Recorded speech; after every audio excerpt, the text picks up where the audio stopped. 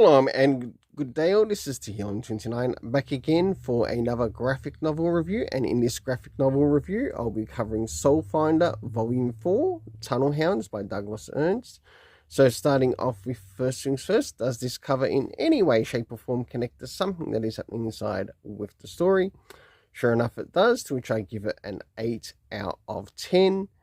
I will show you the back of the cover though for this, and I'll do that right now before I start to move into the area of the internal art around the beginning, middle and end.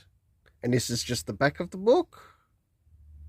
So now it's time to move into the area of the internal art as we have a look around the beginning, middle and of course the end, and also what is happening story-wise with the characters.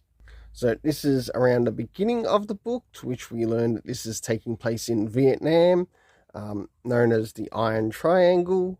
So we know when this is taking place year-wise. We do get to see some events that take place around the character of Reginald. So we get a bit of a back and forth between sort of like home, as well as where they are being, where they've been put in Vietnam. We of course get to see one of the villages that they get to visit in this particular journey. Along with this, some of the trials of war. Then we move to a bit of a place known as the Scorpion's Den, and that's one big MFing scorpion. With time passing by, we still get to see what Reginald is doing in this time period. And of course, quite a lovely ending for this particular story, to which we see Reginald catch up with his mum and dad. So for the internal art, I give it an 8 out of 10.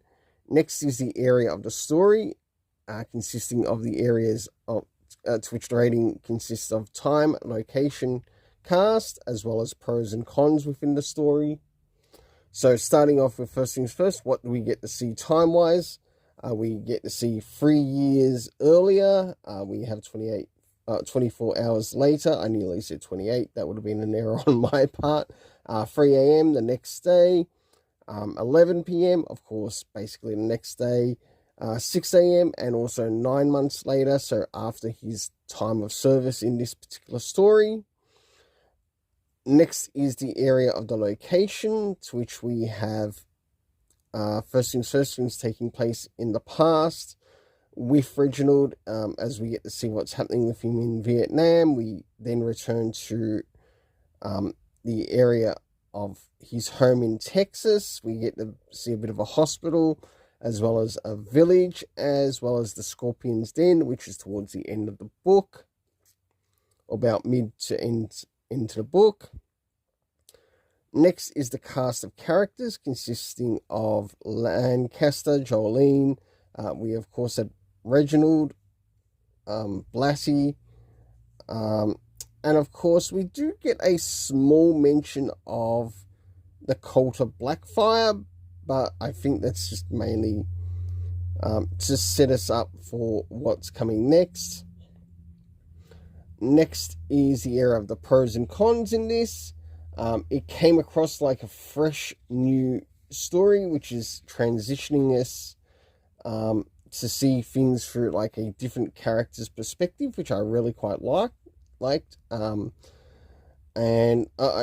if I would have pointed out, it was nice to see a fresh character, I guess having their story being told in this, or well, not really a fresh character, but a character that's connected to the main 3 characters. So we have